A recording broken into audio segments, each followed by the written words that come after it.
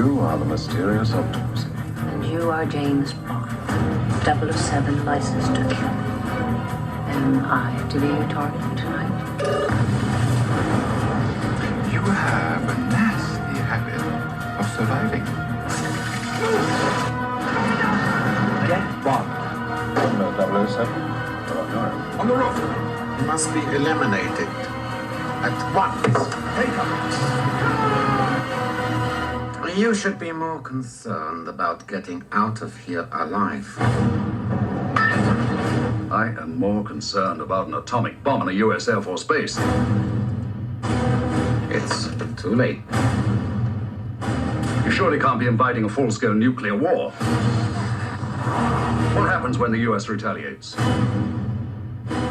Against whom? My God, of course. Hello, that car.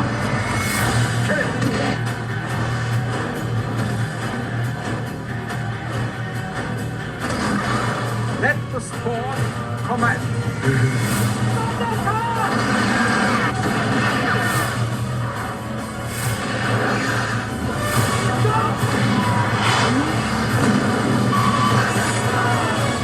You don't mind if we start? I'll definitely have to pay it a visit.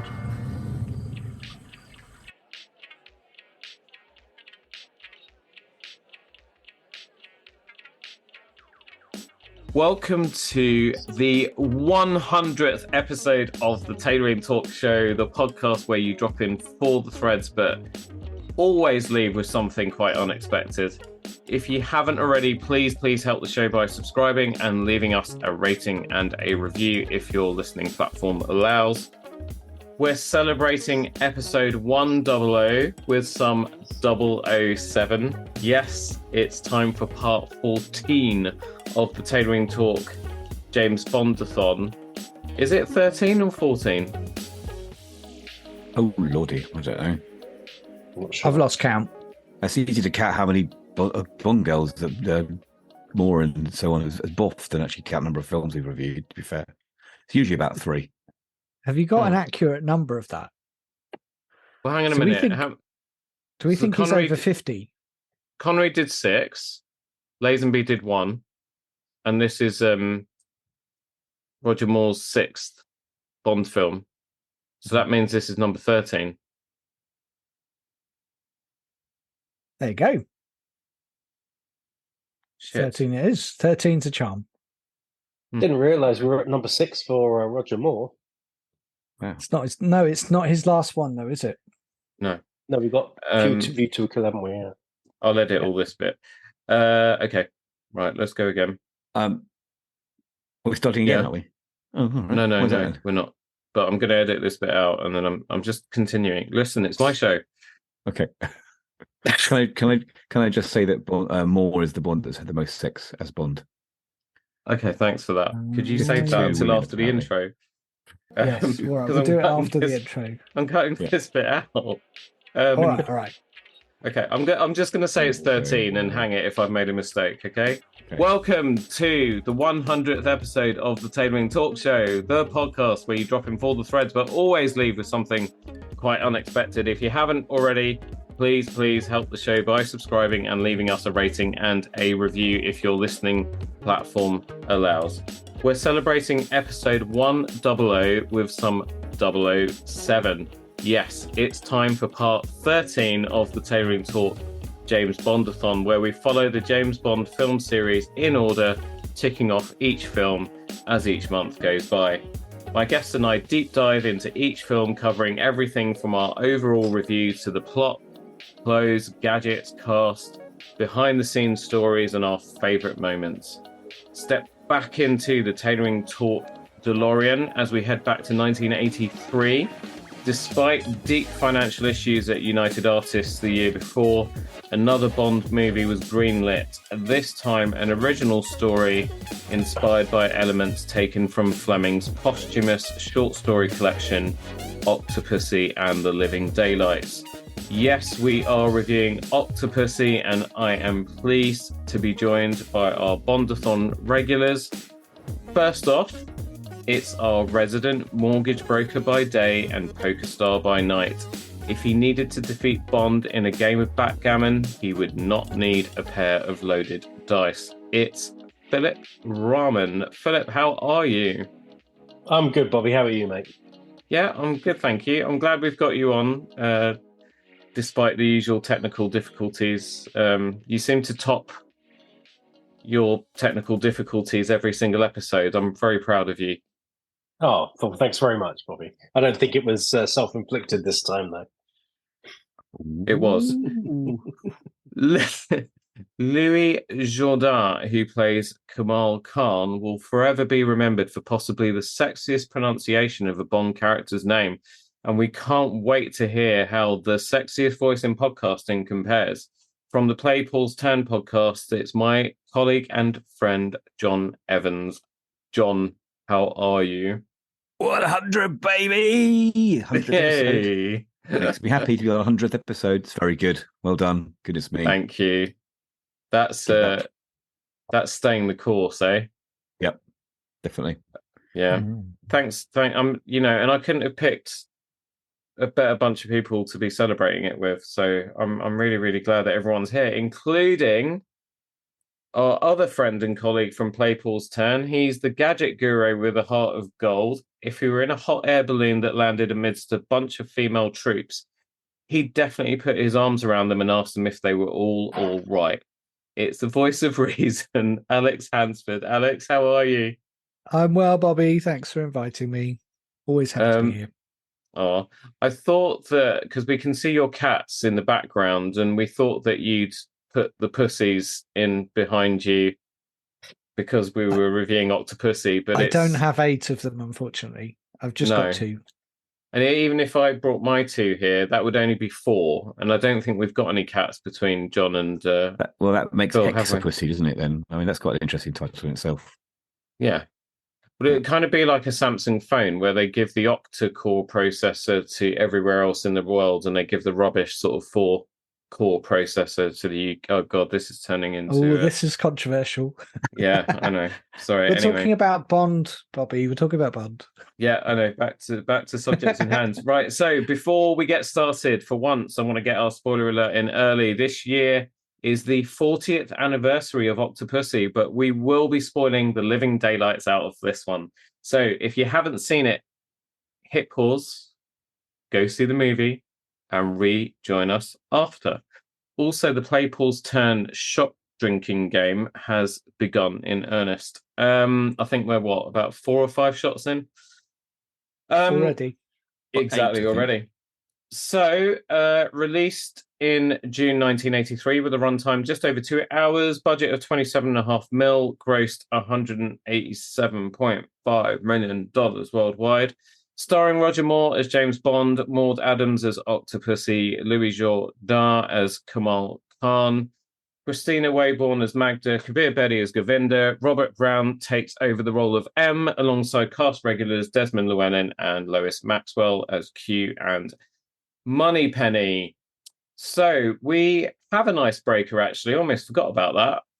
Yeah, I set the guys some homework, so I wouldn't have to put them on the spot. So the icebreaker is... I need to remember the question I asked you. What's Do you your want me to Bond girl read it name? to you? It was rude. Hang on a minute. I know I messaged it to Phil, but now we're just... Hang on. I have to wade through all of the football talk. Oh, here we go. Right. Ready? You are 007's love interest in the next Bond adventure. It's been decided that the film's title will be named after your character, who, like Octopussy, has a name that combines 2 animals, or an animal plus a body part if you really want to go there. What is your name and therefore the title of your new Bond movie? Philip. I went with Dolphin Sheephead. I thought it would be appropriate for this particular film. And the reason I went for Dolphin Sheephead, you'll find out why it's appropriate for this film. But dolphins are intelligent, playful, and like Bond, they have sex for pleasure. They do. Also, I went for the sheephead because They are hardworking yet sensitive, just like me. Oh, oh, Phil. He is very sensitive. Is that a reference to the scene with the eyes plucked out of the sheep head and eaten in this film as well? Yes, it is indeed. Actually, we'll talk more about that later. Yeah. Right. So, who should we go to next? Let's go to Alex next. So the one I want to go for is hamster muffin. Now, a muffin, because we're a clean podcast cake. now. It is a cake. Wait till mine then. It's not actually an animal.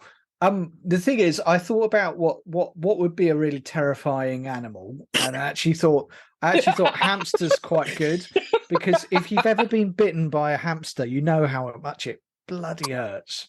Okay, it doesn't matter like how small they are; they just have the sharpest teeth. I remember having to look after someone's hamster and almost losing my finger. So, like as an animal, I think that's quite a good one. And then I went back to like, look, if it's a nickname for your daughter then you should probably go with some form of nickname. And that's where Muffin came from. I thought, okay, that's a sweet, non-sexual, but partially innuendo. I would say it's pretty sexual. Also, but Pussy was taken. Okay. So I couldn't use Pussy. So I thought, well, look, that would work. So Muffin is a body part in your movie title. Well, it is because it's the bit above the belt, isn't it? The muffin top. Yeah, that's true. All right, we'll go with that bit. Yeah, we'll go with that bit. But isn't muffin another word for, vagina? I swear I didn't. Isn't it? I didn't put that into Urban Dictionary and just look up what the synonyms of vagina was. Honest. Okay, well, I'll tell you what. While we go to John, Alex, that's your job. Go on Urban Dictionary and look up muffin in the Urban Dictionary and tell us what it says. John, what's your character name / movie title? Well, I was trying to think of animals and espionage terms, and something a little bit slinky and sexy. So I've gone for Beaver Fox Swallow. Beaver Fox Swallow. Because I think Fox Swallow could be a Bond film. Skyfall, Fox Swallow, it has that kind of same sort of, pattern to it. So, a swallow is actually a espionage term as well. Like a Red Sparrow, it's, a female agent that uses sex to seduce, to get information. Beaver, well, that's another word for vagina, isn't it? Basically, and fox is just she's foxy, she's sexy. So Beaver Fox Swallow, and I can imagine the song. Fox Swallow is quite easy to sing as well. It sounds, I bet Adele would do another one of her songs for this film, Fox Swallow. Yeah. It's better than one I suggested on text to you, isn't it? Let's be fair. Do you want to tell everyone what you suggested on text to me? I thought a great Bond name would be Donkey Penis, but I'm not sure that's a good name for a lady, to be honest. So, well, I mean, you're not that you're the star of the film, and you happen to be a guy, so it would have sort of worked, I guess. Yeah. So Alex in the chat has posted the muffin definition from the Urban Dictionary, and I'm not going to read it. We're skating on thin ice as far as ticking the explicit rating goes, so I'm not reading that. Yeah, no. Like most of my life, it's just an happy coincidence. It's never through sort of focus or anything like that. It's just a happy coincidence that it happens to be smut. Yeah, I mean, if anyone listening is really interested, I might put it in the show notes for you. No.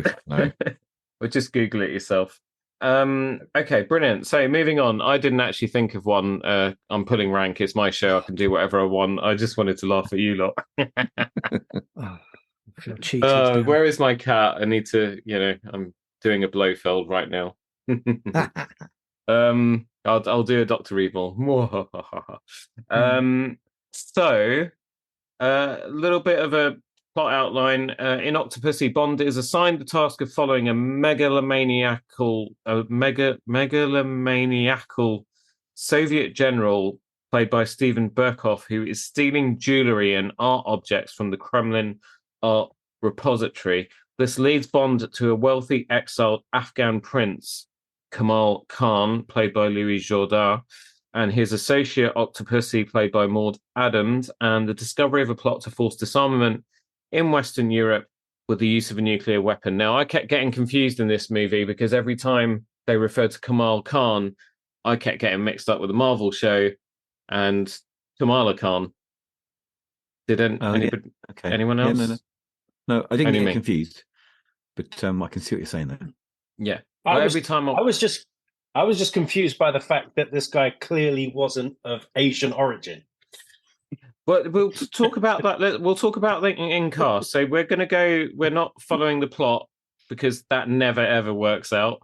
So we're going to go cast. Then we'll go locations, music, gadgets, clothes, cars, girls, and then rating and review. So I'm going to give you a bit of background first of all. So, this started off as it was an original story.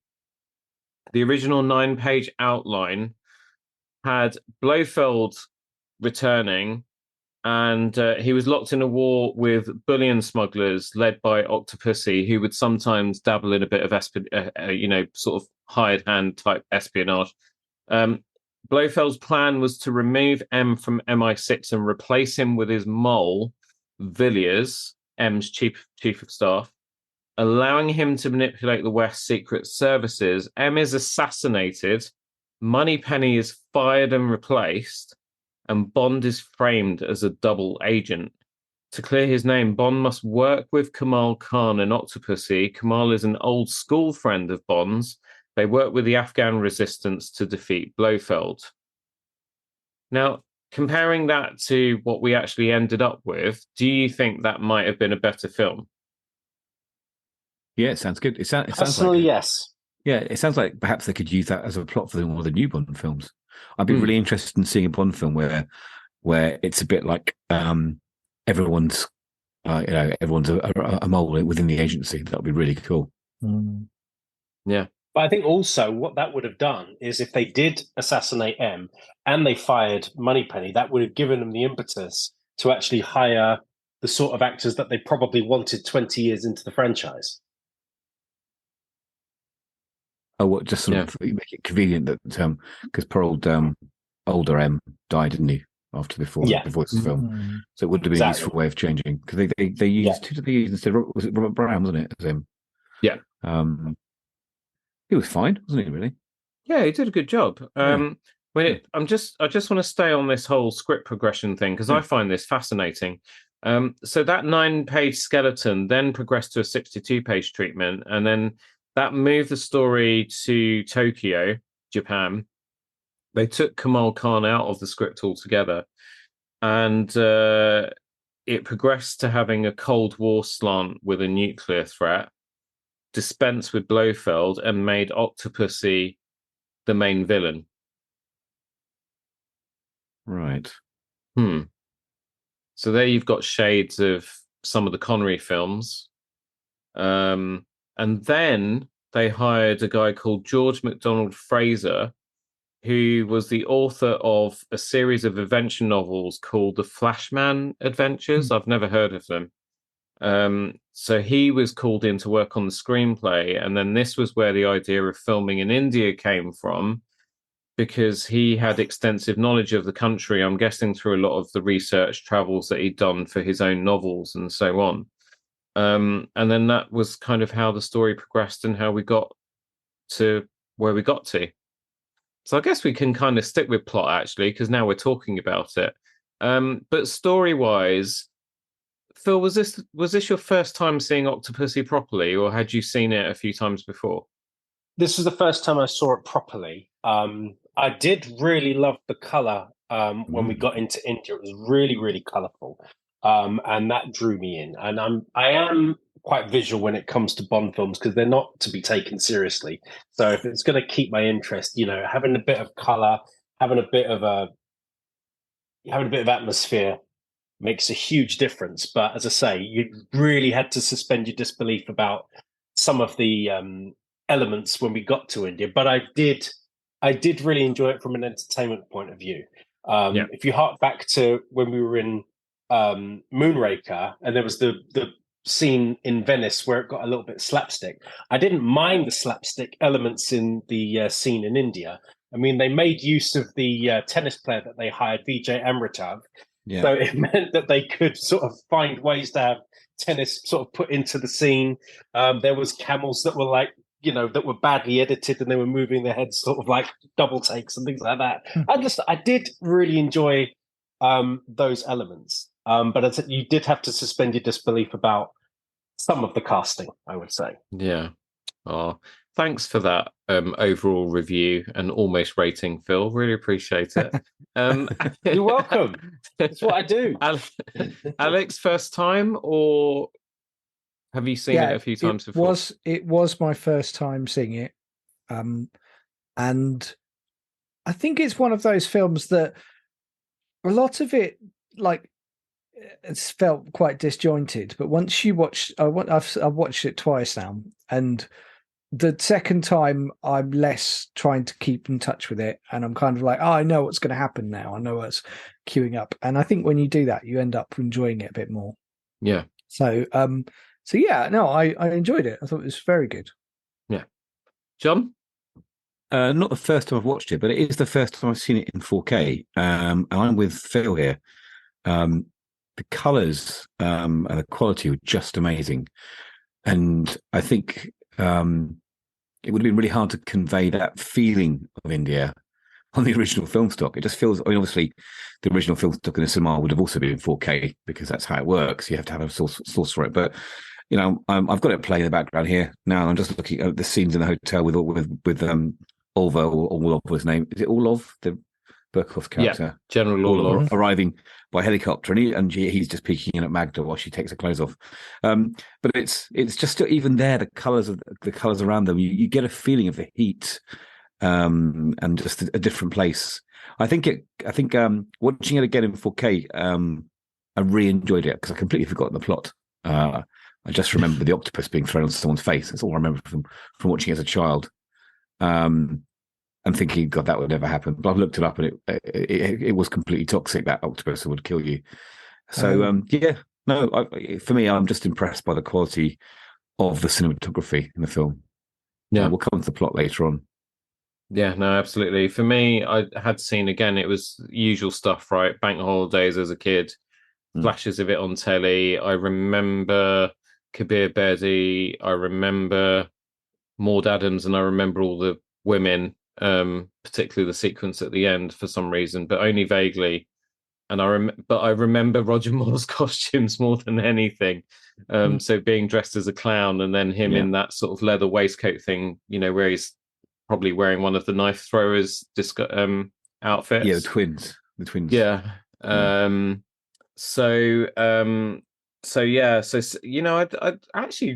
I did enjoy it. It was another Roger Moore romp, and it did have a bit of that sort of adventure feel to it as well, which I guess was the influence from the George MacDonald Fraser dude. So to stick with cinematography and locations, because we've been talking about it. So the pre-title sequence, which was a lot of fun, that was shot at RAF Northolt in Ruislip, just up the road from me, actually. And I think it was meant to have been in. Was it meant to have been in South America or somewhere? He was infiltrating a military base, wasn't he? Yeah, I guess somewhere like that. I mean, they were all meant to be South American anyhow, weren't they? I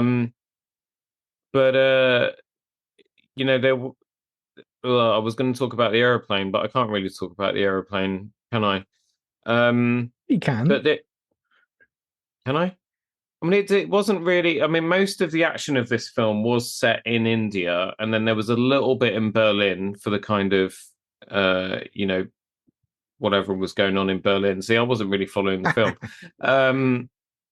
But India,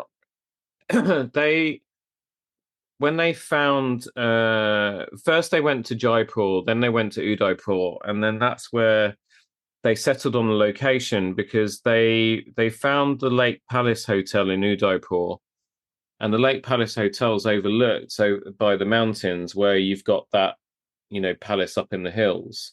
And so all of a sudden, within a very short radius, they had the main filming locations that they needed, which, for a film crew is a godsend. Isn't that hotel now called the Octopussy Hotel? I don't know. It wouldn't surprise me though. Because I think my in-laws, they were on holiday and they actually were staying there because I was talking about the podcast and they said, "Oh yeah, we were there where they filmed it." So I think it's now called. I have to look it up, but I wouldn't be surprised that a hotel that's in the film is quite unique looking will get named by people going there. I mean, I imagine that the town itself has probably still got homages or, signs about Roger Moore's James Bond was filmed here, and they're, probably making money off it because that's what Indians are, very enterprising. I'm half Indian, by the way. That was not racist, so I can say it. So don't cancel us. It is called the Octopussy Hotel. It is. Okay. Yeah, the Palace Hotel is called. No, yeah. Okay. Yeah. There you go. But India was the star of the show, for sure. I agree with all of you. It looked stunning, colourful.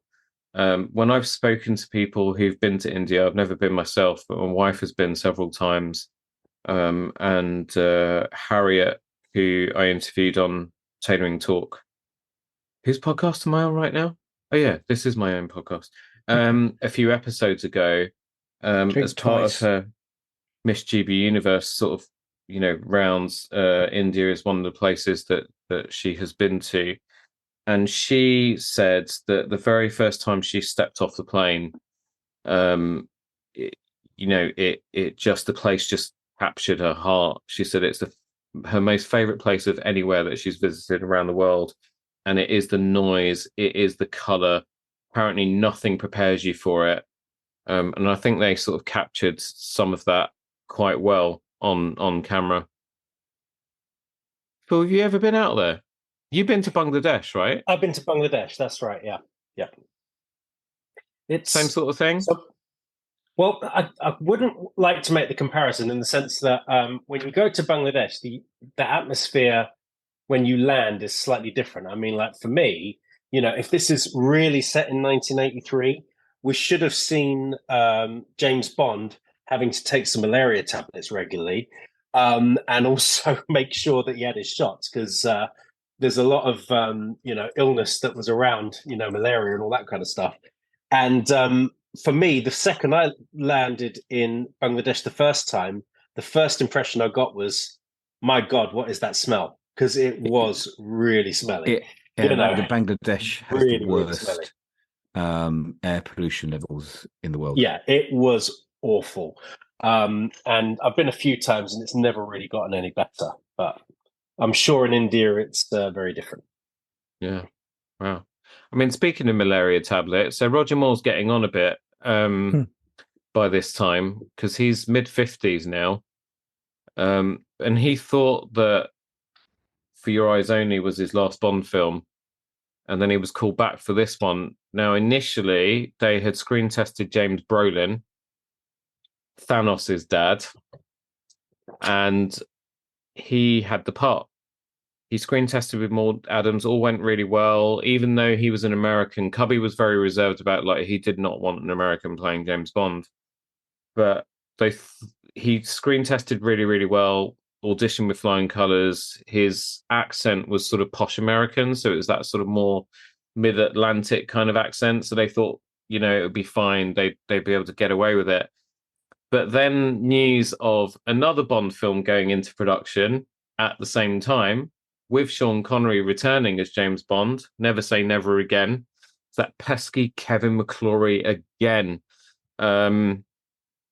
So they went back to Roger, tore up Brolin's contract and persuaded Roger to come back for another one. Because by this time he was out of contract. He was on a pay-as-you-play kind of deal. and they just didn't want to take any risks. Roger Moore was a bankable star by this stage for the franchise.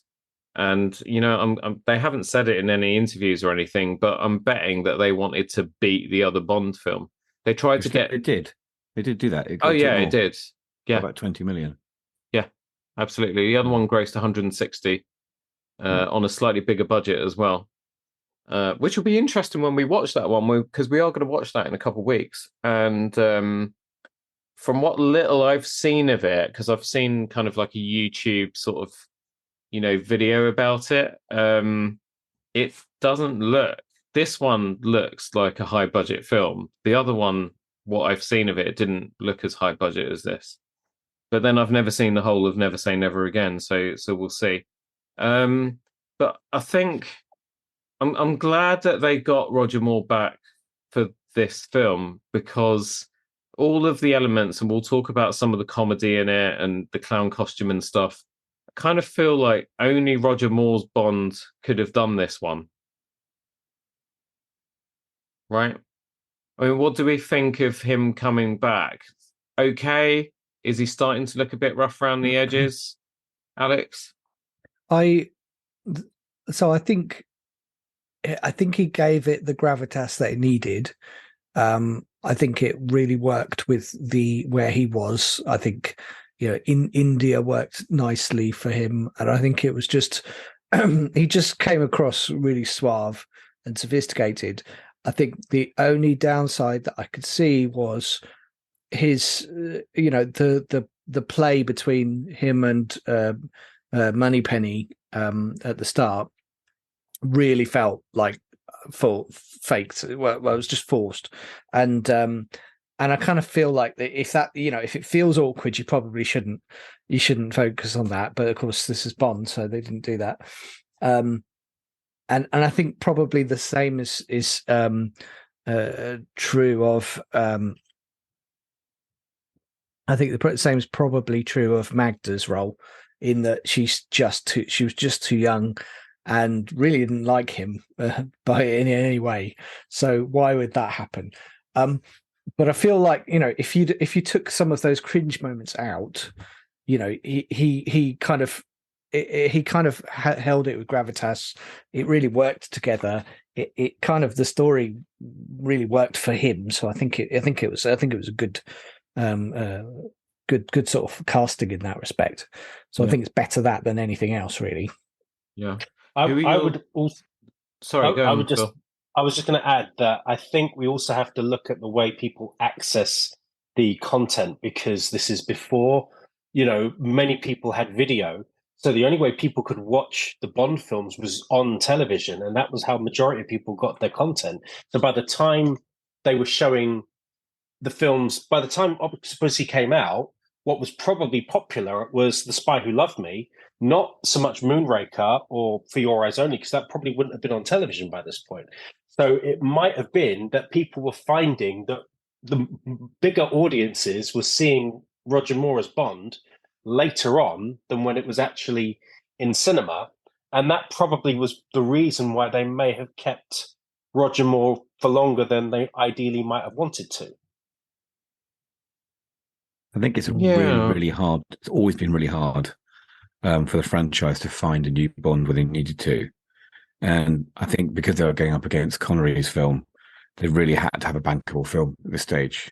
I mean, they even considered Timothy Dalton for this, didn't he? And Ian Ogilvy and people like that. Mm-hmm. I think I'm with you. I think they made the right decision because Moore has that kind of mixture of dry humor and as you say, gravitas when needed. I think they needed someone younger soon because of the the brass chapel hook count. He there's only so many times he can boff a lady 40 years his junior in these films. So I think that it became more and more problematic, as you say. But but I think that's my favorite Bonds. I think that's where bringing back Maud Adams, because obviously we'd seen her in The Man with the Golden Gun. Or was it The Man with the Golden Gun? No, the other one, Live and Let Die. No, The Man with the Golden Gun. It was The Man with the Golden Gun. But I think bringing her back, while at the time might have been, because even she didn't think they were being serious. She thought that they were just bringing her back to screen test with James Brolin. But I think bringing her back helped because she was slightly more mature, probably closer to 40, right? Whereas Christina Wayborn was a bit younger. And then there was a little bit of that chemistry already, so because they knew each other from working together before. And I think of all the leading ladies that Roger Moore's had in his tenure as Bond, that Maud Adams in this film was the best match for him. I think they worked really, really well together. The chemistry was there, and I think because they were, again, it's all relative, right? They were closer in age, and I think some of that translated into the acting as well, because towards the end, when she's taken on the plane and he goes after her and is on top of that aeroplane, it's to get her back. You really, really, really believe that he wants to save her. So I think Maud Adams was great, and then the other Swede playing alongside her, Christine Wayborn. I mean, she was quite hot, wasn't she? Still not quite up there with Diana Riggs, but no, but it was that sunky sort of move down from the balcony while unwrapping herself, sort of circus act style, which apparently she actually did herself. That was pretty cool. I thought that was quite a cool little touch. Yeah, she did the pickup shot for that. So the pickup shot would be the initial backflip. Yeah. But then they didn't let her backflip herself out of the balcony. Because obviously if that had been an accident, there were quite a few accidents on this film. Anyway, look, we need to keep going through the cast. Kabir Bedi was quite a big star, particularly in India. He was a heartthrob in India, and then he was obviously in Italy, sorry. But he was obviously known to Indian audiences because, I mean, when I was a kid, any Indian actor who'd made it anywhere, you knew the name. Yeah, exactly. But very handsome guy. He was basically playing, for me, it was like the Indian version of Odd Job, and they had some nice little nods to Odd Job. Because you remember Odd Job when Connery first lays eyes on him, he grabs his golf ball and crushes it in his hand, and they had him do that with the dice when Kamal and 007 are playing backgammon. But I thought he did a really good job. And then Louis Jourdan, who played Kamal Khan, I thought was just a really sophisticated, classy villain. And I just can't get over the way that he says Octopussy. Octopussy. Say it again, Bobby. Bobby, say it again. John, you do it. I can't do it as good as you. Octopussy. No. Octopussy. Right, you've got to cut this. This is too bad. This is bad. You can't do this. Octopussy. But he said it in it's like Octopussy. Octopussy. Oh, dear. But yeah, he's very classy. I mean, he's French. Now, this brings up a point that Phil was trying to make earlier, which is they brown-faced a lot of white actors for this, didn't they? Mm-hmm. I mean, they had Kabir Bedi, Vijay Amritaj, the tennis player. Yeah. And that was it. Those were the two main Indian actors of note. Everyone else was brown-faced. I mean, to be fair, they didn't really brown-face Louis Jordan that much. It was he was already quite tanned, so they probably thought they could just get away with it. And what was significant also was that, as far as the attire that he was wearing, they didn't really go full Indian with it either. He was wearing a lot of these turtlenecks, the long sort of tops, but they never went full Indian for my liking. And they could. Yeah, there was still a bit of that French style retained in his outfits, wasn't there? Yeah, I mean, I can't think of anyone else for me personally from the cast that was a big standout. To that point about Moneypenny, for me, Lois Maxwell's Moneypenny in the Moore era, there is no chemistry between those two whatsoever for me. No. Like, in the Connery years, it was very flirtatious. You hope that maybe he would, throw a shag or something. But with these two, and I don't know if it's him being older. She's obviously got older as well, but there's just no. Oh, thanks, John. Just put a picture of. I was hoping that if you're going to put a picture of someone in the chat, I was hoping you'd fish out a Christina Wayborn picture. But anyway, so yeah, no chemistry between those two. And then the guy that came in to play M, I thought he did a good job. He had just the right that perfect mix that you want with M of pride and irritation, exasperation that M needs to have with Bond. So yeah, But also, standouts for you, John. You're mentioning Robert Brown. What I did like about him was he knew at times that Bond was going off the books and was acting all grumpy about it, but there's also that sort of wry little nod or wink saying, you just carry on with what you're doing, Bond, I trust you. I think he settled into that role really nicely, actually. Well, I'm always a fan of Stephen Berkoff. I did feel like his role here was a bit underplayed a little bit. I don't think there's enough moustache twirling from him. They've also got this sort of very, very well-known actor in to add kudos to the film. I thought he was underused. I agree with you. I thought Louis Jourdan was really good. I wasn't such a fan of Christina Wayborn, though. I thought she was a little bit wooden in this film. But I loved VJ. I thought he was brilliant. I was really sad when he got sliced and diced. Yeah, I thought he was a great character. That was horrible. He was they could almost have used him in subsequent films like a sort of the Indian correspondent version of Felix Leiter. Just another returning character that Bond could hang out with. I thought he was really cool. Yeah, and I thought he did a really good job considering he'd never acted before. He was really, really good.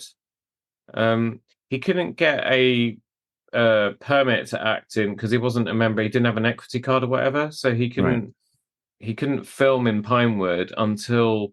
So what they had him do was sort of just take a small part in like a TV show that was on at the time, and then he was able to get his equity card, and then he was able to actually work in at Pinewood. But I mean, he said in an interview that he couldn't not turn it down because how many other tennis players would be able to say that they were playing at Wimbledon during the day and then filming Bond at Pinewood by night.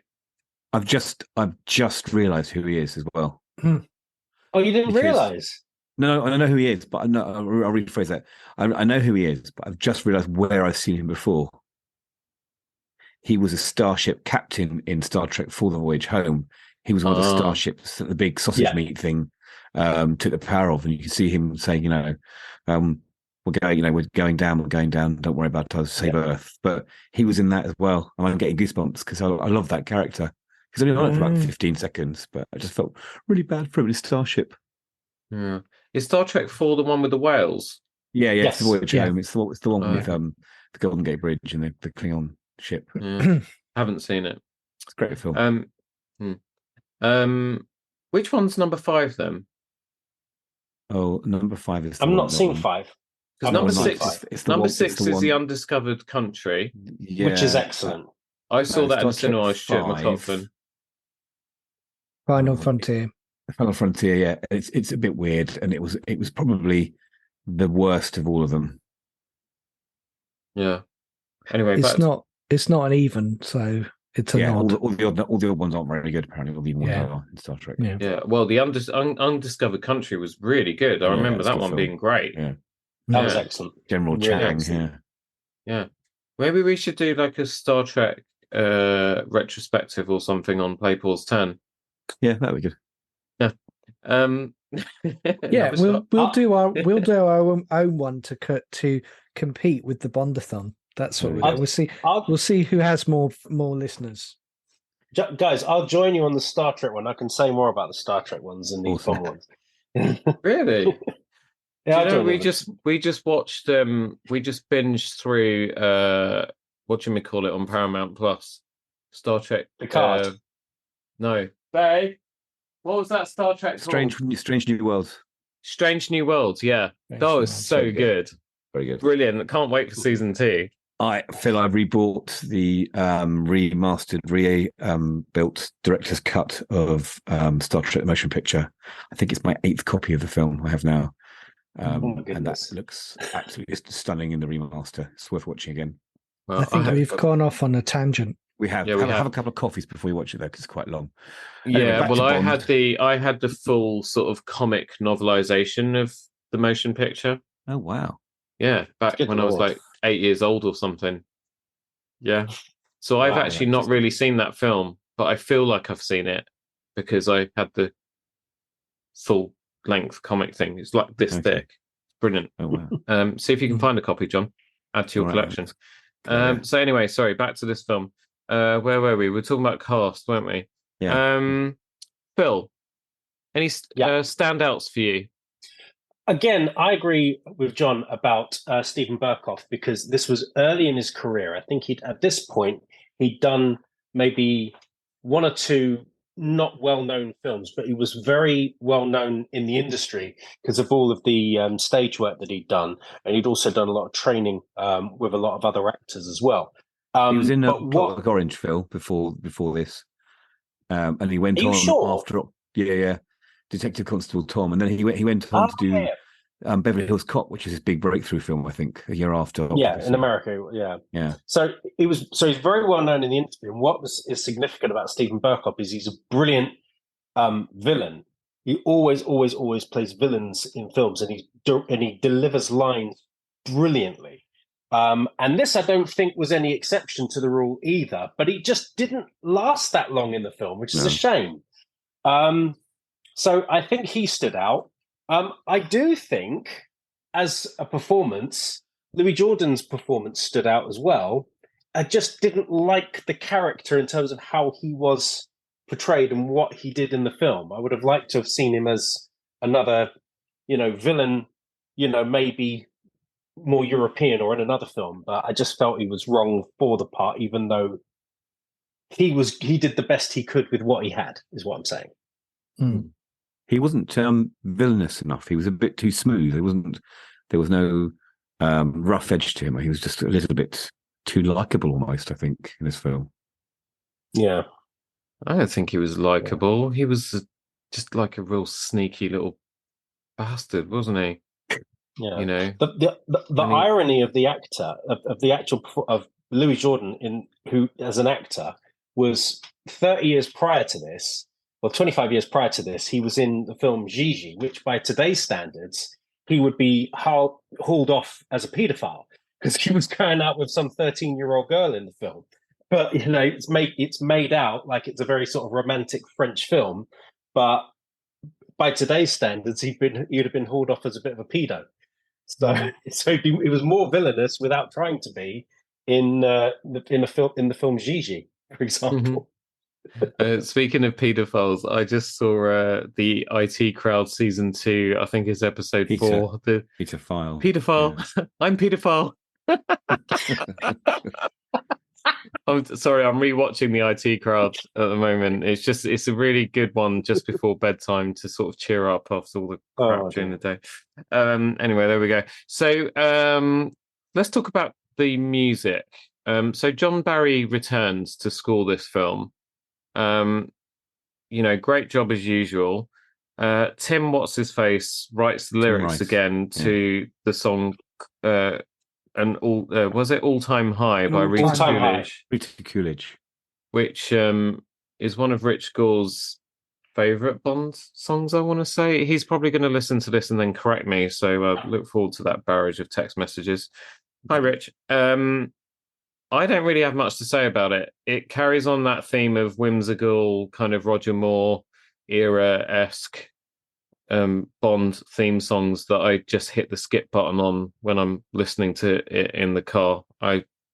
It's not an offensive song. It's just, like whatever. It's a country song, but it's a mild country song, and it stands alone. Not my favorite, and I could have done without it. If there was no Bond song to this, I'd have still slept soundly and not concerned myself about it. It doesn't have any bombast, does it? It's not a bing bing sort of song. It's more of a la la la la la. My wife loved it. She sang along to it. I just feel a bit vanilla, doesn't it? Really. It's just an excuse to have shadows of Bond's name on naked ladies again for another film in the intro, basically. What was Rita Coolidge famous for aside from this, Phil? She's a country singer. Oh,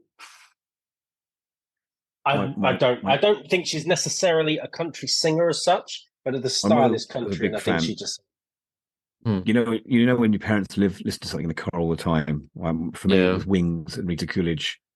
I know my mum and dad. It was basically for me a diet of Boney M, Michael Jackson, the Bee Gees, and then the Beatles, but not listening to them. My mum used to sing all the Beatles songs, so I'd never actually listened to the Beatles properly until recently, about 3 or 4 years ago. But I knew all of the words to all the songs because my mum used to sing them to me. She I'm going to start crying. Was married to Chris Christopherson for 7 years. Oh wow, which is pretty cool because he's a Chris Christopherson from Blade. Yeah. But she also managed. She almost got a complete band. She also had romantic relationships with Stephen Stills and Graham Nash. She just needed to go out Crosby. For Crosby. Yeah. Fair play to her. I mean, and Young. Yeah. Crosby, Stills, Nash, and Young. Yeah. But there you go. Well, fair play to her. She's had an interesting life. Part Cherokee as well. I didn't realise that. There you go. Well, right. Well, anyway, don't need to talk anymore about that because nothing really to write home about. Alex, hello. Hello. I feel like John Glenn, the director, is doing you a disservice, Alex, because he kind of continues his policy with the Bond films he directs, where he wants Bond to rely more on his wit, ingenuity to get himself out of situations rather than relying on gadgets. Yeah. So I think we're a bit light on gadgets in this installment, but I will give you, Alex, props and vehicles in this category as well, just to help you flesh it out a bit. So he's got his fancy watch, hasn't he? His watch that can track things. Yeah, so the liquid crystal watch with the radio directional finder, that was quite quite modern and quite it was quite early 80s, which was good. There wasn't a huge amount else. What about his acid pen that gets him out of his bar? Yeah, the acid pen is another one. I particularly like the yo-yo buzzsaw. I thought that was a surprising entrance. It was a real working yo-yo buzzsaw, by the way. It looked lethal. Wasn't there another film where there was like a yo-yo buzzsaw from a helicopter? Yeah, The Running Man. No. Yes, another Bond film where a buzzsaw sliced his beamer in two. Oh, that was The World Is Not Enough. Yeah. My Bond film where all the special effects were done on the rigs that I spec'd for them. Eon Productions were my client, blah, blah, blah, blah, blah. But yes, it does. It cuts his BMW Z4 in half. Yeah, there was... I think there were quite a few. I did think like there were a few that were phoned in. So like the bomb that goes into the front of the airplane looks completely like it's a toy. You know, it's just could it look more like a I don't know. I think it was particularly fun, the train, and the fact that they managed to mount a cannon in the train was quite hilarious. So I thought that was good. But not only that, they managed to put it over like within the train carriage with a top on it, which I was just like, yeah, okay, that makes no sense. But yeah, to be fair, there was a lot in this. There was a lot in this movie that didn't make sense. So, for example, right. So with the acid pen, which so he gets knocked out, and then he comes to, and he's in that palace thing or whatever it is, right? And he's locked in his room. Mm-hmm. So he uses his acid pen to... Now, did they bring all of his belongings for him, including his watch and his pen? Yeah, Yeah. Also, you think frisk the spy and get all the gadgets off him, but they didn't do Yeah, that. exactly. So You that would was one think- thing. Yeah. The other one was the when they're playing Hunt Bond, so he becomes the quarry, and there's the a tiger elephant in chase the thing. there's the tiger. So I'm going to include the tiger in the gadgets category because we're so light on gadgets in this film. But the tiger was basically the stuffed tiger that the Maharaja had, that the producers said, "Can we use that, please?" And then they put it on a wheelbarrow and they wheeled it through the undergrowth to sort of make it look like it was stalking him. And then the whole idea of Bond telling the tiger to sit came from Roger Moore having just got back from the United States, where Barbara Woodhouse, the famous dog trainer, was all the rage. And so, people were doing Barbara Woodhouse sit impersonations, and then so Roger Moore suggested that that's what Bond does. He tells the tiger to sit so that he could do the Barbara Woodhouse impression. So there was that. There was the BD jet in the opening sequence, that little one-person single-engine plane. It's only like 12 foot long, 17-foot wingspan, capable of flying over 320 miles an hour. They got a stunt guy called Corley Fornoff to fly it because he's the guy that boasted that he could fly it through an aircraft hangar at over 300 miles an hour. And then John Glenn, the director, said, well, that's a bit boring. We need to do something else. And that's where they got the idea to then do the doors closing and then flip the plane and have it sort of go through at the last split second. But then that they decided then was too dangerous. So what they did is they mounted the plane. They got a Jaguar, took the roof off it, stuck a pole in it, mounted the plane on it, and then drove the Jag about 80 miles an hour towards those doors. And then it sort of flips on the pole onto its side, so then goes through the doors as they're closing. And then it flipping, the wings then would hide the pole from view on camera, because again they didn't have CGI and stuff to cut all of this out. So that was quite interesting. I'm trying to think of anything. Oh, well, there was a Mercedes, wasn't there? Now we're merging cars into this section, but there was the Mercedes that then is on the train tracks. Yep. And just happens to be the perfect width for it as well. You've got the scene where you walk through Q's lair with all his gadgets. You got that door with the spikes on it, and oh yeah. He's on location again. And actually, this is the first film that Q has actually active service. He's out on missions with Bond rather than being stuck in a cellar. Although he is in a cellar with his gadgets, but that's where he gives him the watch, and then Bond decides in his wisdom to zoom in on one of the workers' boobs with his watch remote view. Oh my god, yes! Almost forgot that. It's the little tracker in the Fabergé egg. It's the door that has like spikes on it that shuts on someone. And it's the and my favorite of all is the extending magic rope with a faker on the top, and then the whole thing bends, and there are jokes about Viagra and keeping it up, usual stuff. Can we get an honourable mention for the crocodile vehicle, please? On the mechanical crocodile. Yes. I think that's worthy of a sort of mention for sure. I have just noticed yet again in Q's his experimental lab that Jeremy Bullock, who plays Boba Fett, is a guy testing the closing door. So they obviously brought him back for all the Q scenes, but Jeremy Bullock, who plays Boba Fett in Star Wars films, is in another Bond film. Nice.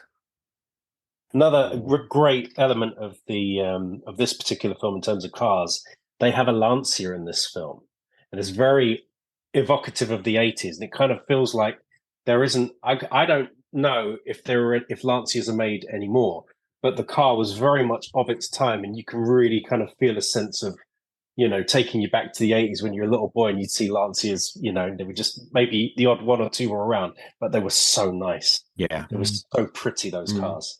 And to see one sort of working and not looking like an absolute rust bucket was just lovely to see in this film. We also had the rickshaws, which were pretty much the star of the show. You mean the Um, tuk-tuks? The tuk-tuks. Well, Yeah, yeah. rickshaws. Well, They're not rickshaws, I they're call them tuk-tuks. rickshaws. They Babe, are they called rickshaws or tuk-tuks? Those things in India that you used to get around. They're tuk-tuks. Because if you Can't go hear to me. India, that's all you hear is all the tuk-tuks drivers going tuk-tuk, tuk-tuk, They- tuk-tuk all the Well, the time. producers called them rickshaws, okay? So they modified them and they bumped the engines up so that they would go over 60 miles an hour. And then they put weights in the back of them so that they could do wheelies without completely flying off in the air. Lots of fun. Which The I thought was rickshaws are the brilliant. ones you pedal. Yeah, And or you tuk-tuks have pull. the engines. Or you pull If- them. Yeah. Fine, whatever. I said I'm half Indian, not full. And then we've got Q's hot air balloon with the Union flag. Oh, yes. That flies in. So that was a miniature. And then for the close-up shots and the shots where you've got, Bond and Q in the basket, that was a basket with the ropes suspended. But the actual balloon itself was a miniature. So that was pretty well done. So vehicle-wise, we had cars, we had trains, we had a hot air balloon, we had planes, we had tuk-tuks, there was camels, Elephant, big elephant. big elephants, yeah, people riding on elephants. There's quite a few different modes of transport in this film. Yeah. And we Plane. got a fight. We got a fight on a train. We got a fight on a plane. It's got all the Bond elements, hasn't it? I mean, it's structurally, it's very much a Bond film. When you think about it, it's Octopussy it's like a greatest hits of all Bonds that have come before it. With as many sort of nudge wink wink moments and all the jokes and stuff as well. I mean, for God's sake, you've even got Roger Moore even questioned the whole would Bond really wear a clown costume or and don't forget he wore a gorilla costume as well. My God. On a train. He got into that quickly, didn't he? The old classic, get into the gorilla costume in seconds. Never mind that. How did he get into that clown costume in less than 10 seconds and do all the makeup and everything as well? He's very good. Although, was it Roger Moore playing the original agent that got shot as well? No. See, I thought it was. I think it might have been. It was Andy Bradford, I think. Was it 009? He was 009. Oh yeah, okay. And he was the one who was killed. Yeah. Okay. So he had his own they made it was easy to spot. Yeah, it was easy to spot if you compared the two. But yeah, no, he had his own backstory. He burst through into the ambassador's residence. That's right, through the windows, the French windows. Yeah. And that was Heatherton Hall, which is now part of Pinewood Studios and is where Amy and I got married. So it's a little honorary mention for Pinewood there. Oh. So which was obviously one of the filming. Carolina says that nowadays, even though they have engines in them, they're referred to as rickshaws. I'm going to agree to disagree with you there, Bobby. I would not disagree with her. I would not dare disagree with your wife. Freaking dare you, John, to go and disagree I would. with her. Carolina, you're wrong. Turn it speaker on. You're wrong, Carolina. You're on your 15th pair of bollocks now, Phil, because you keep having to have them transplanted every time. In Pune, they're still they refer to them as rickshaws, even though they've got engines. So there you go. Oh, Carolina loves a debate. It's fine. Okay, you've never been to India. None of us have been to India. She's been 5 times or whatever in recent years. So I think we will defer, especially as it's the 100th episode as well, to her better judgment. Three-wheelers have always been called auto rickshaws in India as a natural replacement for the human-drawn rickshaw. However, these days, more and more drivers have embraced the name tuk-tuk, used throughout Southeast Asia, which is just the most onomatopoeic name. So I think we're all right. I mean, everyone's correct. Yeah, I know, but Carolina's more correct than all of you. When Okay. she hears this in about 7 years' time, I will get loads of brownie points. Okay. That's what will keep me going over the next few years is that hope and knowledge that eventually I'll get brownie points, but lots of beatings before then. Keep thinking that. Yeah. Now, I really want to talk about the scene where he defuses the bomb in the circus, because for me that was one of the highlights of Moore's tenure as Bond in terms of acting, because he really, you could see how because normally when the public's been in danger in Bond films, they've not been on camera. It's been some sort of peril that's going to engulf the world, but we're oblivious to it. It's MI6 are just doing their jobs as usual. But this, there were people there that were in danger, and you could just see in Moore's portrayal of Bond in this scene that he was just desperate to get everybody safe and save the day. And I thought that was really cool. So that really it was did tense, kind wasn't of, it? yeah, it was very. It but was there was built, no joking, and I think he acted really well through all that clown makeup as well. Well, it was made more tense because for the first part of that scene, he is the guy that everyone's chasing because they think he's some sort of nutter coming. That's where the Lancer comes, and he crashes it through the gates of this circus, doesn't he? And they think he's some sort of security risk, and so it's kind of tense because despite everyone after him, he does his best to save the day. And I think it's a really clever kind of juxtaposition of tension there. Yeah. So Moore thought that this was his send-off, and the fact that the film did really well, 187 million against the $27 million budget. Never Say Never came in at 160 million on a higher budget of 36. So there was much to celebrate when this came out. I mean, reviews were a little bit mixed, but generally I think they were quite favourable. And he really had it in his mind that it was his farewell film, and as far as he was concerned, he went out on an all-time high. But there we go. But obviously, as we know, it wasn't to be. So we've had 6 more films now. So we're going to move to our rating and overall review. Phil, thinking about Octopussy in 2 ways. Firstly, out of the 6 more films that we've had, and then overall, including, the Lazenby and then the Connery films, where do you rank it? Out of the Bond films, I would say this is my 3rd favourite. So the second favourite was Live and Let Die, and number 1 is Spy Who Loved Me. So I would say this one has a lot of elements which I was really pleased to see. So much so, there was kind of the undertones of the film, for example, when Roger Moore finds his way into the hotel in India, and the girl who takes him into the room, who's Indian, he says, she says, "Oh, is there anything I can do for you, Mr. Bond?" And he's like, "Oh no, I think I'll be fine, thank you." I mean, like any other, race, he probably would have bedded her. He had a bit more respect for the Asian girl. But so it did kind of cover a lot of things. I loved the cinematography. I loved when we were in the casino in India as well, and they were playing backgammon. There were lots and lots of elements that I think really kind of kept my attention. But I just wish that they got the culture of India more accurate. That's all. Yeah. So what's your favourite Bond film, sorry?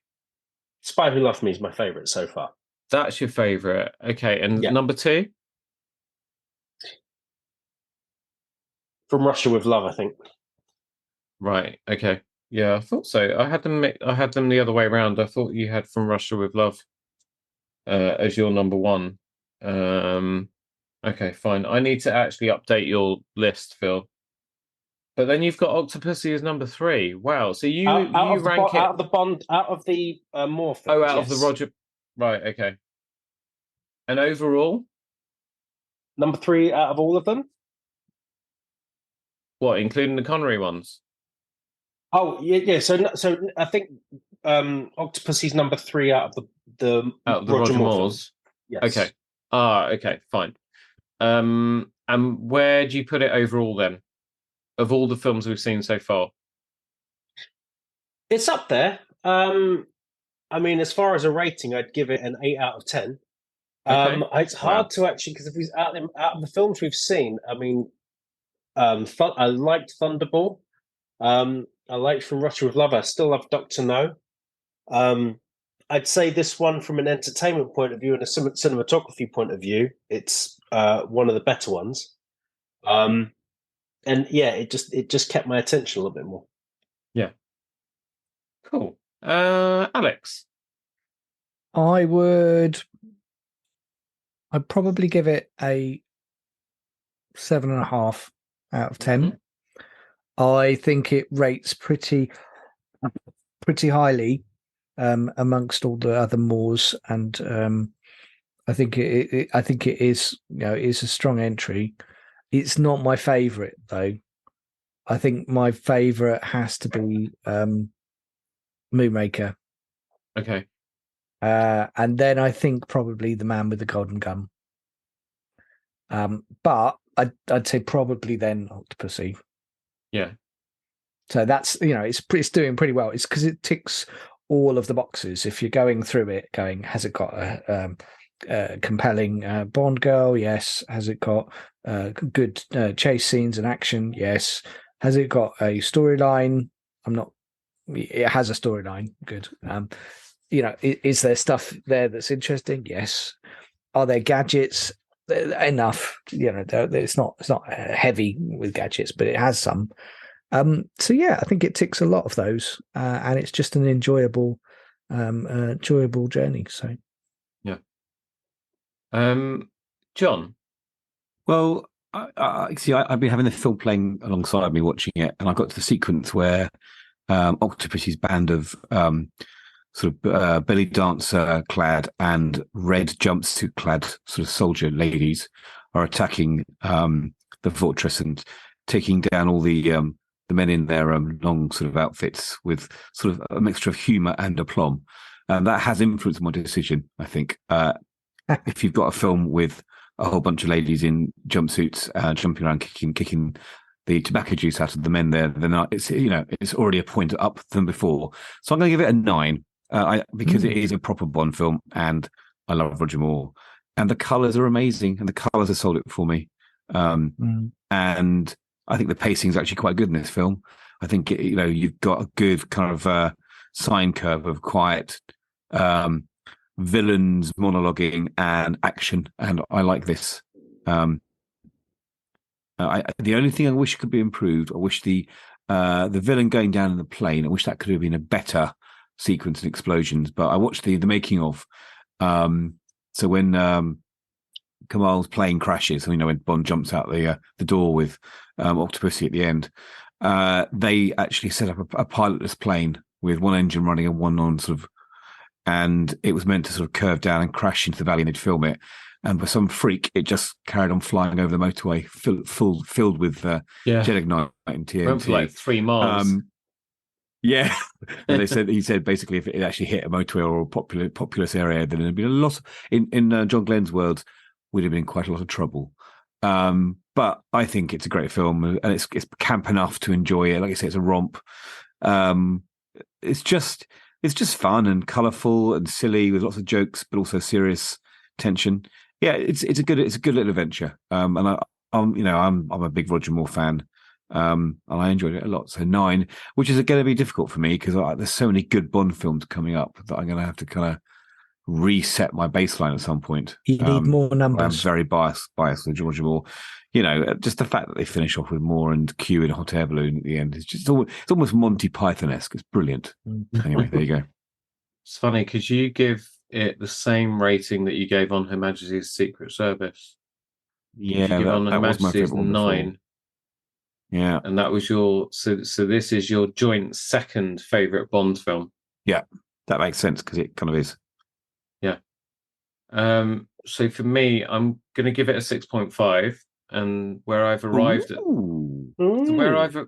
where I've arrived at that is that I can't keep moving my ratings for everything else to accommodate something else. I've got to put my stake in the ground. But yeah. So I had For Your Eyes Only as my worst one of the ones we've seen so far, at a 6. Did I enjoy this more than For Your Eyes Only? Yes, definitely I did, because it held my attention all the way through, whereas For Your Eyes Only just didn't.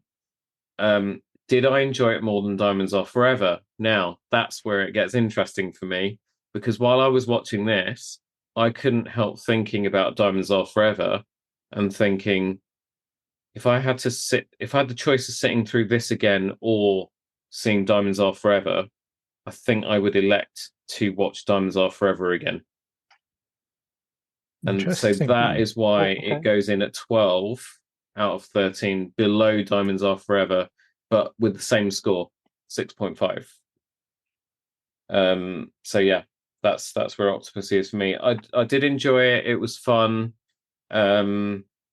You know, I think Roger Moore starting to get quite craggy around the eyes was sort of taking me out of it a little bit.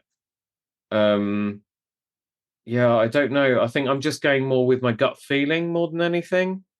And so doing that sort of, okay, what's my worst one so far? Is it better than that? Yes.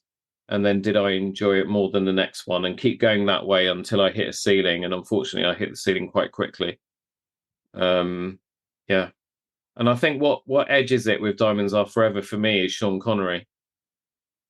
So this is where my entire life I've gone not understanding these people that are like stake in the ground. Connery's the best Bond, blah blah blah. I'm slowly starting to kind of realize why people have that opinion, because he was really good, and because of that, I'm not looking forward to seeing Never Say Never Again, because I've got the feeling it's going to be Controversial. absolute shite.